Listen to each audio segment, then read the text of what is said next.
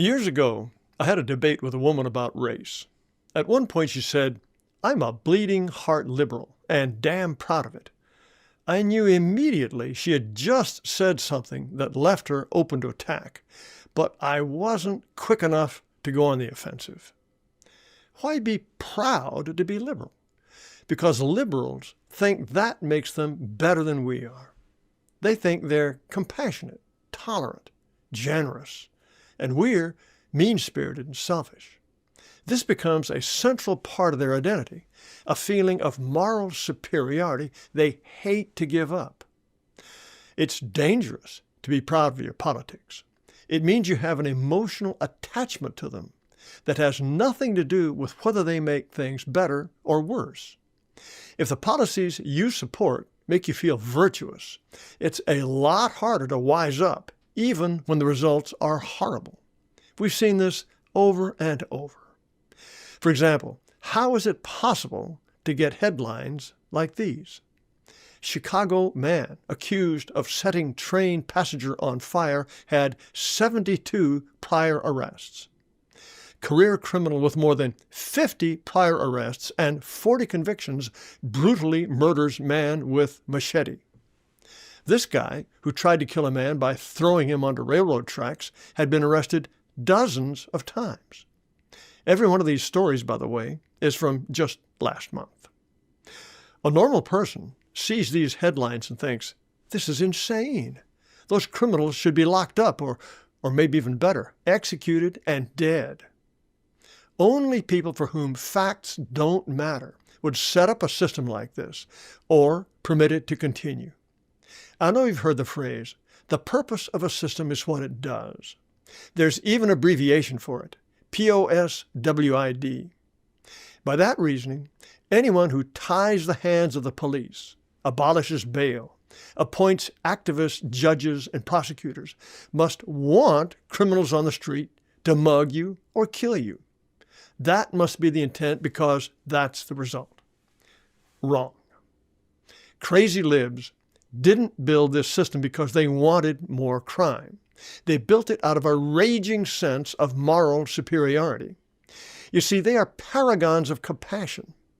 They believe poverty and marginalization cause crime, that the police are brutes, and that locking people up is primitive revenge that turns confused young people into killers.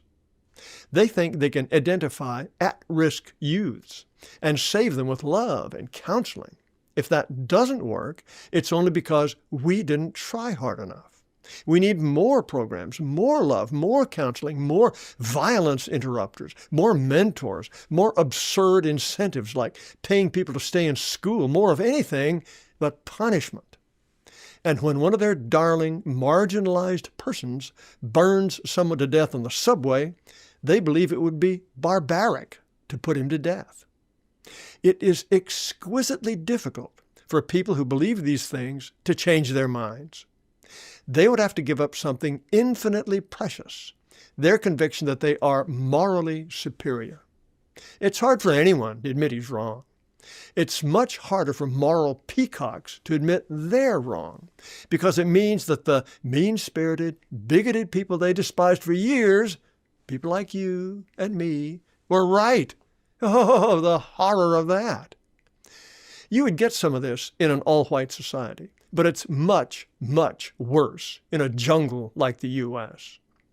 Besides preening themselves on their love for their fellow man, peacocks get the much bigger thrill of standing with the victims of slavery, the Middle Passage, ice raids, detention centers, redlining, 400 years of white supremacy. When facts are an obstacle to righteous indignation, it's the facts that have to go. That's why the peacocks must stay deliberately and forever blind to the most glaring fact about our rainbow country, that many of their pets don't have enough brains and impulse control to behave like white people. If people of color bring misery on themselves, that takes away the immense joy of being able to blame us. And there's nothing more thrilling for white progressives than feeling so superior to racists. White people despising white people. That is the pinnacle of moral superiority. And so, in the teeth of mountains of evidence, they jabber nonsense about biased tests and spout the craziest idea ever, that race is a social construct. You cannot believe that unless you are mentally impaired. And what most impairs the liberal egalitarian mind is this compulsion to feel morally superior. If you are deeply, emotionally attached to 2 + 2 = 5, if you think believing that makes you a good person, it's hard to see you're wrong. I'm not talking here about non-whites. They are completely different, and white liberals don't understand them at all. Their progressive politics have nothing to do with virtue. It's team sports, and they are on Team BIPOC. Take DeCarlos Brown, who casually stabbed Irina Zarutska to death. Who turned him loose despite all his felony arrests? Not white loonies. The magistrate who let him walk out the door, the clerk of the Superior Court of Mecklenburg County who nominated her, and the senior resident Superior Court judge who appointed her were all black. Not just black. Professionally black. Angrily black. They weren't peacocking. They just wanted to give the brother another chance. Blacks are a cinch to understand. But it was white loonies who set up the system that gave black women the discretion to turn a killer loose on Charlotte, North Carolina. There's an excellent book called Pathological Altruism that helps you understand white people. It points out that feeling righteous indignation stimulates the basal ganglia in the brain, just as addictive drugs do. Peacocks can become addicted to that feeling. I'm good. I'm really good. Not like those selfish, racist brutes. But there's a warning here, for our side too. Don't let your basal ganglia fool you. Remember the phrase, the purpose of a system is what it does?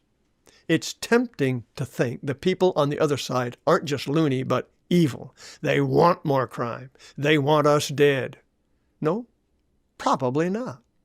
Remember, they think that if you care about the survival of white people, it's only because you hate everyone else and you want them dead. They utterly fail to understand us. Well, don't misunderstand them.